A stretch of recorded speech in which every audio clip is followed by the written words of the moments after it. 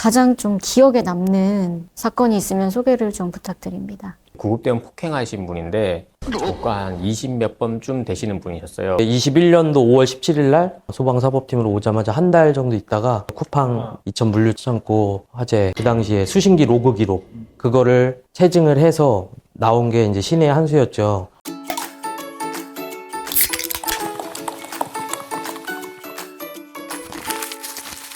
소다톡. 소방에 숨어있는 인물들과 가벼운 얘기도 속 깊은 얘기도 나누는 시간 소방수다 토크 소다톡입니다. 네, 이번 소다톡은 주식회사 메스코리아에서 제작 지원해 주셨습니다. 진심으로 감사드립니다. 소방과 관련한 수사권을 지닌 소방관이신 소방특별사법경찰 이효원 소방위 김석훈 소방위님을 모셨습니다. 반갑습니다.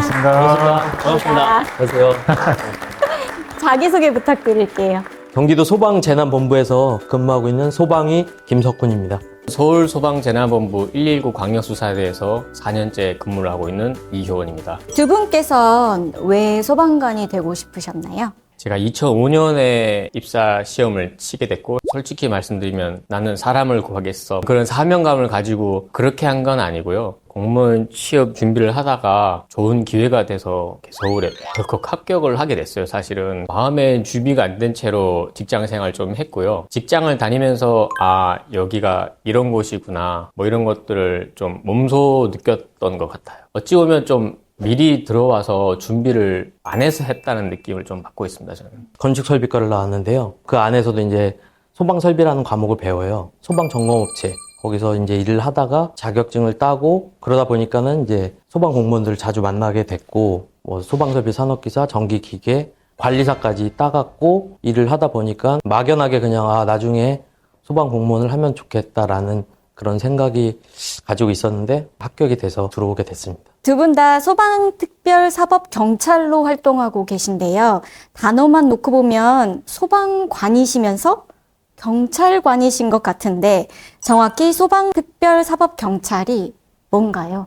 내부에서도 저희가 수사 같은 거 하면 우리 직원들도 경찰 출신이냐? 잘 몰라요. 대한민국에는 너무나 많은 법이 존재하고 우리 전문 수사기관인 경찰들이 다 할 수는 없기 때문에 부여를 해주는 격이거든요. 소방 분야도 경찰 분들 잘 모르세요. 저희한테 오히려 자문을 구하려는 경우가 종종 있어요. 그런 전문성을 위해서 필요한 수사 분야이지 않나. 우리가 관련된 게 이제 소방관계 법령이잖아요. 한 9개에서 한 10개 정도 되는데 저희가 이제 전문 지식이 있으니까 그거에 대한 이제 소방사범들은 저희가 이제 처리한다고 보면 되실 것 같아요. 안전한 영화 이송 책임진다. 메스코리아 영화 이송 들 것. 빠르고 쉽게 영화를 보호하고 손잡이로 안전한 이송 가능. 심폐소생술, 엑스레이 촬영도 오케이. 세포 독성, 피부 자극성 시험 인증서까지. 메스코리아 영화 이송 들 것. 경찰로부터 부여받은 권한은 어떠한 게 있어요? 특별사법경찰 지명증이 있어서 지명증. 예, 그 지명증을 받으면은 이제 그때부터 수사에 적극 참여할 수 있습니다. 검찰청으로부터 수사의 권한을 받고요. 저희가 하는 업무는 사실 지구대라기보다는 형사에 가까워요. 형사랑 똑같은 일을 하는데 수사 분야만 소방법이다. 이렇게 이해하시면 굉장히 쉬울 것 같아요, 이해하기가. 소방특사경으로 활동하려면 소방 분야 전반에 대한 이해가 있어야 될 것 같은데요. 갖춰야 하는 자격이나 이수해야 하는 교육이 있나요? 자격이 없더라도 지명이 되는 건 사실이에요. 그렇지만은 내부적으로 어떤 수사를 한다고 하면 최소한 저희 소방법의 이해는 기본이고요. 형사소송법이나 수사와 관련된 업무를 했다면 조금 더 도움이 되긴 되겠죠. 또 법무연수원 같은 곳에서 의무교육을 이수를 해야 하기도 하거든요. 그러면 이제 1차 수사기관으로서의 어떤 전반적인 거, 우리가 갖춰야 할 인권에 대한 문제들, 이런 부분들을 교육받게 됩니다. 그렇게 되면은 내부적으로 수사관으로서의 어떤 역량을 갖추게 되는 거죠. 그러면은 뭐 예를 들어서 한 시도당 뭐 몇 분으로 한정돼 있다거나 조회해보고 특별하게 하자가 없다면 거의 뭐 몇백 명씩도 되고 서울이 한 300명 정도 되거든요. 특사경이. 300명 했다가 100명 했다가 300명 했다가 이렇게 줄기도 하고 많기도 하는데 검찰청은 다 오롯이 지명을 해줍니다. 개인적으로 무슨 큰 사건이 있었거나 그러면은 이제 지명을 못 받거든요. 못 받지만 신청을 해서 그런 게 없으면 가능하죠. 소방공무원이면 누구라도 특별히, 예. 생각보다 많네요. 서울에만 300명이면 전국에 거의 뭐 1000명 이상은 1000명 넘죠. 저희 경기도가 지금 635명 정도 되거든요. 635명이요. 예. 36개 소방서가 있고 본부가 이제 북부본부하고 저희 본부하고 있어서 예, 인원이 좀 많습니다. 두 분 다 지원을 하셔가지고 특사경이 되신 건가요? 제가 지원한 건 아니고 경기도로 전출 왔을 때 콜이 와서 그냥 열심히 하겠습니다 하고 왔는데 제가 온 지 한 3년 8개월 됐는데 잘 왔다고 생각하고 적성에도 잘 맞는 것 같아요. 저는 지원했습니다. 광역수사대가 119에 119거든요. 대원들이 출동 나가다가 사고 나서 막 난리가 나면 저희가 현장에 출동해서 법률 조력을 해주고 민원을 해결해주고 이런 업무인데 휴직 끝나고 이제 복직을 해야 되는데 어디로 복직을 해야 되나라고 보는데 광역수사대 대원들이랑 얘기했던 그 업무가 생각이 나더라고요. 저 혹시 자리가 있습니까? 했더니 이번에 자리가 있다는 거예요. 한번 해보고 싶습니다라고 해서 발을 들였죠. 진짜 저에게는 운명 같은 조직입니다.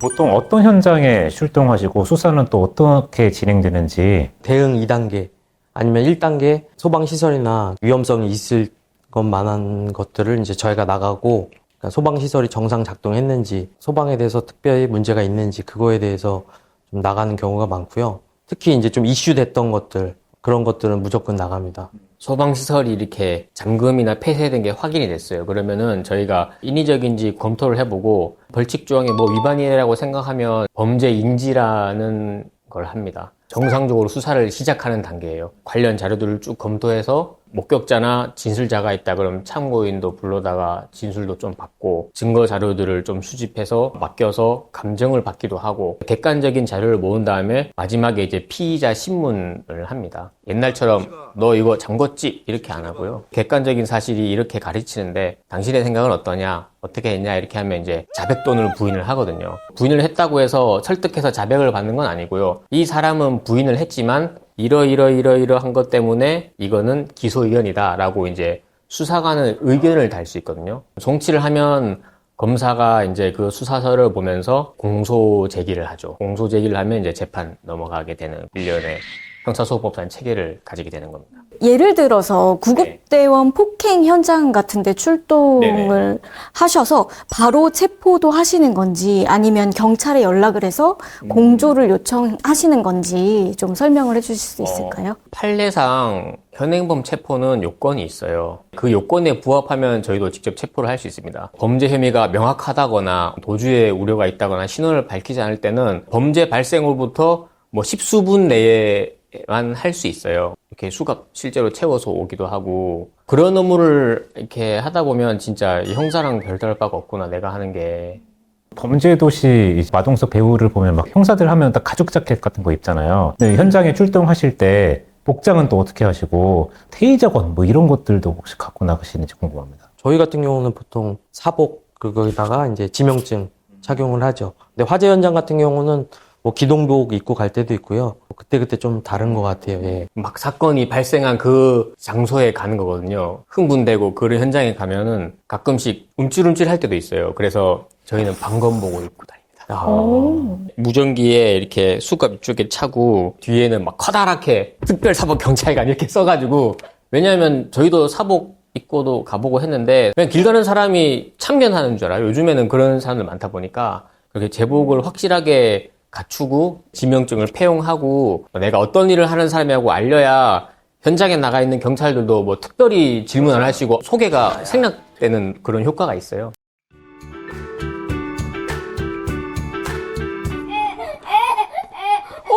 영웅아 왜 그래? 애가 경기를 일으켜서요. 빨리 와주실 수 있을까요? 어디에요? 누구예요? 애기예요? We're broken, it's tragic. tragic, we're not all elastic, but maybe there's magic. Believe you could have it, and I know of sadness, the anxious and panic, the infinite vastness of all that is blackness. 메스코리아의 영화이송 들것.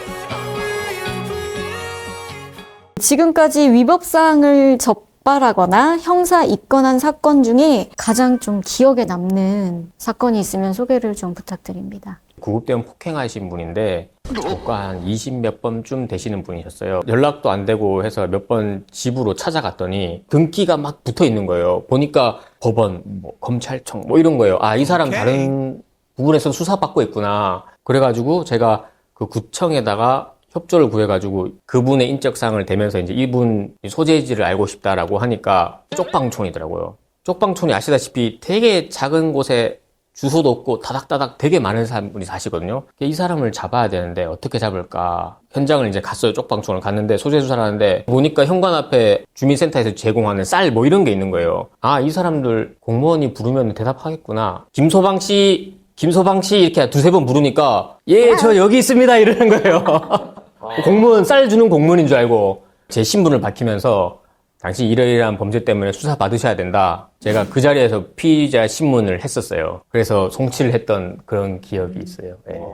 21년도 5월 17일 날 소방사법팀으로 오자마자 한 달 정도 있다가 쿠팡 이천 물류창고 화재, 그때 같이 팀원들하고 들어갔는데 그 당시에 수신기 로그 기록 그거를 체증을 해서 나온 게 이제 신의 한 수였죠. 그때는 이제 소방이 대응을 잘못해서 화재가 크게 났다. 예, 알고 보니까 이제 거기 관계인이 오작동인 줄 알고 수신기를 차단을 했었어요. 나중에 이제 밝혀내서 그 사건이 하나 기억이 나고 카카오톡이 하루 동안 먹통됐던 그때도 화재가 나서 조금 특이했던 게 가스개소화약제를 또 차단을 했어요. 그때 좀 많은 인원을 입건을 했던 기억이 있는데 큰 사건으로 보면은 그 두 건이 좀 생각이 나네요. 특사경 이전에 어쨌든 소방관이시잖아요. 수사 대상자가 혹시 너는 뭐 경찰관도 아닌데 이러면서 무시하는 경우가 있으셨는지 궁금합니다. 물론 당연히 있었고요. 그래서 저희가 항상 지명증을 폐용하고 다니는 게 우리 이렇게 지명받아서 다니고 있다라고 하고 있죠. 근데